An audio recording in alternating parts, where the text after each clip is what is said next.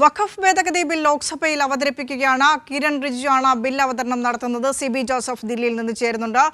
സിബി, എന്തൊക്കെയാണ് കേന്ദ്ര സർക്കാർ ബിൽ അവതരിപ്പിച്ചുകൊണ്ട് പറയുന്ന നിലപാട്? പ്രതിപക്ഷം ശക്തമായി തന്നെ എതിർക്കുന്നുണ്ട്. പ്രതിപക്ഷ നേതാക്കളുടെ അഭാവം, രാഹുൽ ഗാന്ധി ഇല്ല സഭയിൽ, പ്രിയങ്ക ഗാന്ധി ഇല്ല, ഈ ഒരു പ്രമാദമായ ബിൽ അവതരിപ്പിക്കുന്നതിനിടയിൽ അവരുടെ അഭാവം സമഗ്രമായി. വിദേശ വഖഫ് ഭേദഗതി ബിൽ ഉച്ചയ്ക്ക് 12 മണിയോടെയാണ് കിരൺ റിജിജു ലോക്സഭയുടെ മേശപ്പുറത്ത് വെച്ചത്. ഇപ്പോൾ ആ ബില്ലിന്റെ അടക്കമല്ല നിലയും വിശദീകരിക്കുകയാണ് കിരൺ റിജിജു. ഇത് പ്രധാനമായും ഈ വഖഫ് ബില്ലുമായി ബന്ധപ്പെട്ടുകൊണ്ട് പ്രതിപക്ഷത്തിനെ ആഞ്ഞടിച്ചുകൊണ്ടായിരുന്നു കിരൺ റിജിജുവിന്റെ പ്രസ്താവന. ജനങ്ങളെ തെറ്റിദ്ധരിപ്പിക്കാൻ വേണ്ടി പ്രതിപക്ഷം ബോധപൂർവ്വം ശ്രമിക്കുകയാണ്. ബില്ലുമായി യാതൊരു ബന്ധവുമില്ലാത്ത കാര്യങ്ങൾ പ്രതിപക്ഷം പറയുന്നു. ഇത് ഭരണഘടനാ വിരുദ്ധമാണെന്നെല്ലാം പ്രചരിപ്പിക്കുന്നു. ആ രീതിക്ക് ഈ ബില്ലിനെ പറയുമ്പോൾ ഈ ബില്ലിനെ ഒരിക്കലും ചോദ്യം ചെയ്യാനാവില്ല എന്ന് കിരൺ റിജിജു പറയുന്നു. കൃത്യമായി മത നേതാക്കളിൽ നിന്നും സംഘടന എന്ന നിലയും അഭിപ്രായം തേടിയ ശേഷമാണ് ഈ ബില്ല് കൊണ്ടുവന്നത്. വഖഫ് സ്വത്തുക്കൾ നിയന്ത്രിക്കുക എന്നതാണ് ഈ ബില്ലിന്റെ ലക്ഷ്യം എന്നും സർക്കാർ ഭൂമിയിലും വഖഫ് ബില്ല് അവകാശം പറയുന്ന ഒരു സാഹചര്യമുണ്ട്. പാർലമെന്റ് വളർപ്പ് പോലും അവകാശം ഉന്നയിക്കുന്ന ഒരു സാഹചര്യത്തിലേക്ക് വരും.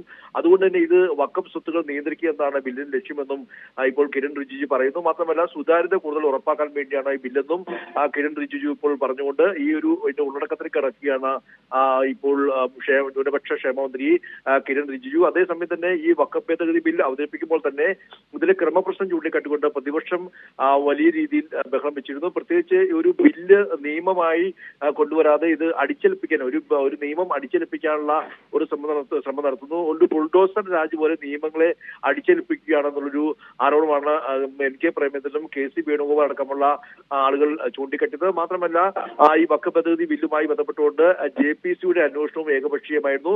ഇത് ഭേദഗതി വരുത്തിയ കാര്യങ്ങൾ കൃത്യമായി അംഗങ്ങളെ അറിയിച്ചിട്ടില്ല. ഇന്നലെ ഉച്ചയ്ക്ക് ശേഷമാണ് ഈ ഭേദഗതി ബിൽ കൊണ്ടുവരുമെന്ന് പോലും അറിഞ്ഞത്. കൃത്യമായി ഈ ബില്ല് പ്രതിപക്ഷത്തെ അറിയിച്ചില്ല എന്ന കാര്യം കൂടി ചൂണ്ടിക്കാട്ടുകൊണ്ട് ഇത് നിയമവിരുദ്ധമാണെന്നും ചൂണ്ടിക്കാട്ടുകയും ചെയ്യുന്നു. എന്നാൽ പിന്നീട് അമിത്ഷാ എഴുന്നേറ്റ് നിന്ന് പറഞ്ഞത് ഇത് കൃത്യമായി നിയമപരമായി കേന്ദ്രമന്ത്രിസഭ അംഗീകരിച്ച ബില്ലാണെന്ന് അമിത്ഷായും തിരിച്ചു പറയുന്ന സാഹചര്യം ഉണ്ടാകുന്നു. JPC റിപ്പോർട്ട് ഇത് ലോക്സഭയും അംഗീകരിച്ചാണ് പ്രതിപക്ഷം പറഞ്ഞതനുസരിച്ചാണ് JPCക്ക് വിട്ടത്.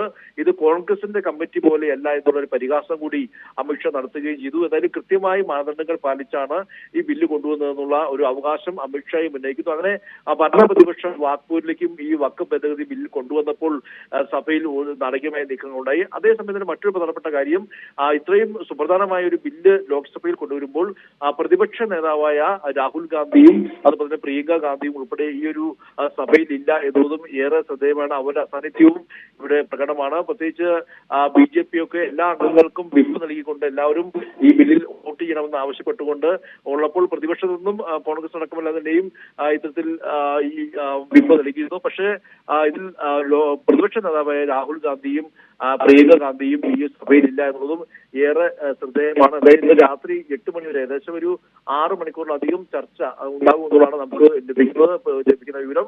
ഈ കിരൺ റിജിജു ഈ ബില്ല് അവതരിപ്പിച്ചു കഴിഞ്ഞാൽ ബാക്കിയുള്ള നേതാക്കന്മാരെല്ലാം നിലയും ഇതിൽ ബാക്കിയുള്ള എല്ലാ MPമാരും ഇതിൽ സംസാരിക്കും.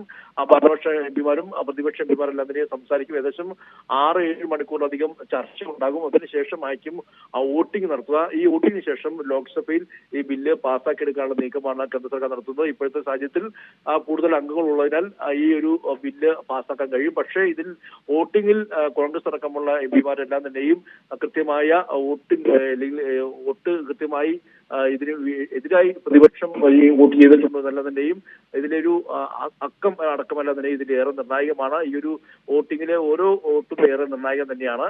എന്തായാലും ഇന്ന് രാത്രി 8 മണിക്ക് ശേഷമായിരിക്കും ആ ഒരു വോട്ടിംഗ് നടപടി ഉണ്ടാവുക. എന്തായാലും ഇപ്പോൾ ഈ വഖഫ് ഭേദഗതി ബില്ലിന്റെ ഒരു ഉള്ളടക്കം അത് കൃത്യമായി ക്ഷേമമന്ത്രി കിരൺ റിജിജു അവതരിപ്പിച്ചുകൊണ്ടിരിക്കുകയാണ്.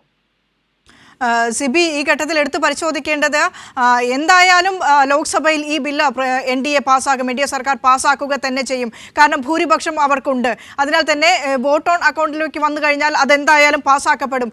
പക്ഷേ ഇവിടെ രാഹുലിൻ്റെയും പ്രിയങ്ക ഗാന്ധിയുടെയും അഭാവം എടുത്ത് പറയേണ്ടിയിരിക്കുന്നു. എന്താണ് കോൺഗ്രസിന്റെ നിലപാട് എന്നത് തന്നെയാണ് ഇതിൽ നിന്ന് വ്യക്തമാകുന്നത്.